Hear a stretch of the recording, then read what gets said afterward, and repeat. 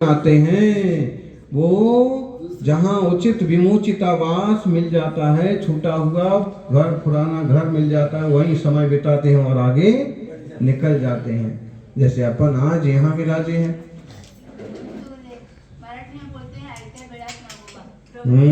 ऐसा बेड़ा नागोबा, जैसे तुम ही।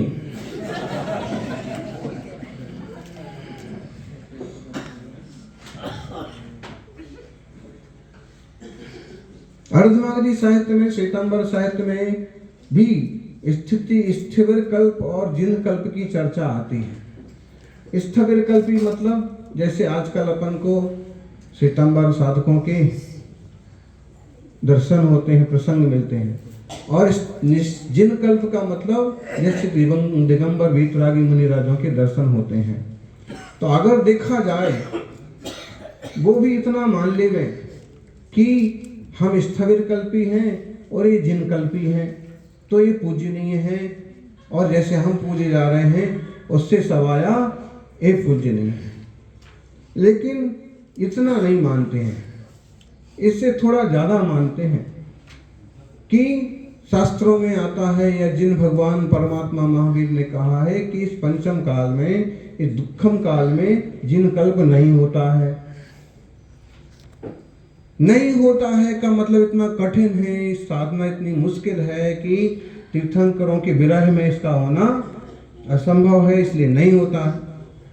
तो कुछ लोग क्या मान्यता रखते हैं कि जिन कल्प जिनने धारण कर रखा है, मुनि मार्ग जिनने ले रखा है, ये सब परमात्मा की आज्ञा के विरुद्ध चल रहे हैं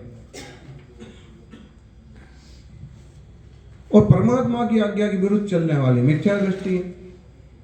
तो मिथ्या दृष्टि तक मान लेते हैं। जैसे अपने यहाँ ये पूजा वाले उनको मिथ्या दृष्टि मान लेते हैं, वो पूजा वाले इनको मिथ्या दृष्टि मान लेते हैं, और आत्मा की किसी को खबर नहीं है।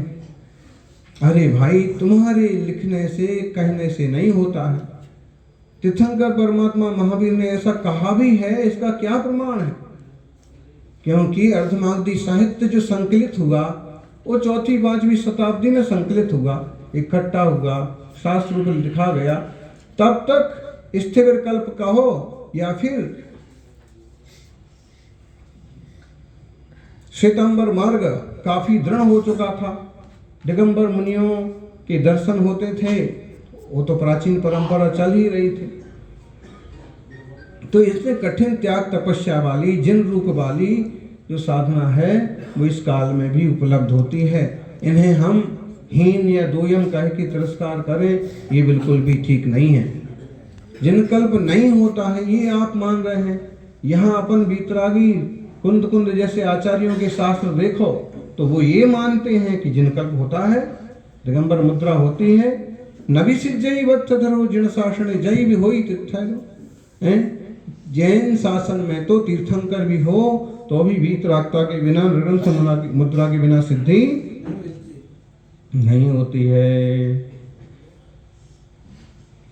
इसलिए नृगंथ दिगंबर वीतराग मुद्रा का सम्मान होना चाहिए। एक बार की बात है,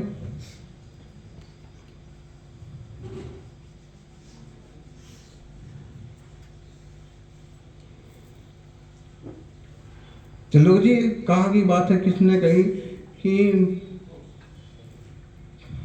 कुछ लोग ऐसे कह रहे थे कि महाराज जी में ये कमी है, महाराज जी में वो कमी है। तो एक बूढ़ी दादी ने कहा कि लोग तो चिलम गांजा पीने वालों को, सुल्फा दारू करने वालों को धोख लगाते रहते हैं, और तुम लोगों से इतनी तपस्या करने वाले मुनिराजों को नमस्कार करते नहीं बनता है, तुम उनकी निंदा करते बैठे हो। अरे दुनियादारी से तो बहुत भले हैं। दूसरी बात, भाव है, द्रव्यलिंग है कि भावलिंग है, ये निर्णय तुमसे कैसे होगा? द्रव्यलिंग है ये देख लो कि 5 महाव्रत पाले जा रहे हैं, 5 समिति पाली जा रही हैं, इंद्रिय निरोध, 6 आवश्यक, 7 विशेष गुण, मूल गुण की अवधारणा बराबर है। हम इनकी साधना को, तपस्या को, वीतरागता को बंधन करो। और भीतर में सम्यक दर्शन ज्ञान चरित्र प्रकट हुआ है, उसका कोई लेंस किसी के पास नहीं है।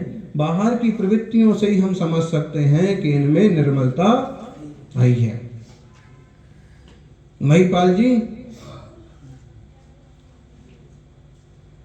एक यंत्र आ गया जिससे शरीर का फोटो खींचा जाता है, जिसे अपन कैमरा कहते हैं। फिर एक और यंत्र आ गया जिससे हड्डियों का फोटो खींचा जाता है। चमड़ी नहीं आती है, हड्डियां आ जाती हैं और उसमें एक्सरे हो गया। एक और यंत्र है जिससे हड्डियां नहीं आती हैं, मांसपेशियों में कहाँ क्या तकलीफ हो गई है, कौन सी गठानें बढ़ गई हैं, कम गई हैं, सोनोग्राफी, वो आ गया। फिर एक और मशीन आ गई कि जिसमें पूरा सीटी स्कैन हो जाएगा। इतनी सारी मशीनें आने के बाद भी कोई मशीन नहीं आई जिससे पता पड़ जाए कि इसके परिणाम कैसे हैं। ये भावलिंगी है कि द्रव्यलिंगी है, ये आत्मानुभवी है कि ऐसे ही है। जिसकी मशीन तो केवल जिनवाणी है। शास्त्राभ्यास से खुद ही खुद को स्कैन करके देखो कि आप कितने पानी में हैं, आपकी कितनी निर्मलता बढ़ी है, आप कितने विशुद्ध हैं। सच में जैसा दिगंबर रूप बाहर है वैसी अंतरंग निर्मलता है क्या? संसार में कैसे दुख होते हैं भाई, हैं? केवल नग्नत्व से भी कुछ नहीं होना है, लेकिन केवल नग्नत्व का विरोध करने से भी कुछ नहीं होना। इतने सारे कपड़े पहन करके वो अपने आप को महाराज साहब मान रहे हैं, और यहाँ वीतराग दिगंबर मुनि राजाओं को देख करके नागबूझ से कुड़ रहे हैं। अरे भाई कुछ तो होगा, जब ये मार्ग महावीर स्वामी ने लिया है, इस काल में इन्हें जीने का पुरुषार्थ कर रहे हैं, तो केवल आग्रह के वशीभूत होकर के ऐसी प्रवृत्तियां करना ठीक नहीं है। ऐसे ही कितनी पर्याय निकल गई नागबूझ से कोड़ते हुए। आज हम सामायिक के ध्यान के निमित्त से आधे किलोमीटर अंदर जंगल में सामायिक पहले बैठते थे, पूरे 1 महीना भर लगभग हर रोज ही बैठते थे, आज भी गए थे। तो लगभग 7:15 बजे के लगभग एक हिरण निकला। हिरण बोलो, चीतल बोलो, चीतल का मतलब हिरण टाइप में, शायद उसको हमको 4 सिंह दिख रहे थे, और होंगे छोटे मोटे निकले होंगे। तो ऐसे 2 खूब बड़े बड़े सिंह, 3 फुट की। उसकी हाइट बहुत नहीं थी, हाइट तो मुश्किल से वो 3.5 फुट की हाइट होगी, 3 फुट की, लेकिन उस जितनी उसकी हाइट उससे बड़े उसके सींग, लगभग उतने ही बड़े, और फिर 2 सींग इधर। अब अकेला जीव धीरे धीरे पांव रखता हुआ उदास जैसे और चला जा रहा है। कोई माई बाप नहीं है, कोई रक्षक नहीं है, कोई सहयोगी नहीं है। कल क्या होगा, शाम तक क्या होगा, कौन सा जंगली जानवर, कहाँ ठंड में सोएंगे, कहाँ क्या होगा, कुछ भी विचार करो। यहाँ तो इतने सब साधन हैं, इन सब साधनों को पाकर के साधना को साध लेने में ही भलाई है। भले कमरे में थोड़ी ठंड हवा आ रही होगी, तो देखो श्रावकों ने कितना बंदोबस्त कर दिया है। एक गत्ता लगा दिया, फिर एक पुट्ठा लगा दिया, फिर वो लगा दिया। और ये ही जीव ट्रेन शादी पर्याय में गया हो तो क्या हुआ, किसने पूछा? इसलिए कमतर नहीं होना चाहिए। मृगा पुत्र मुनिराज का चिंतो चरित विशेष, यदि साधु मृग साजिए होवे कर्म आशीष।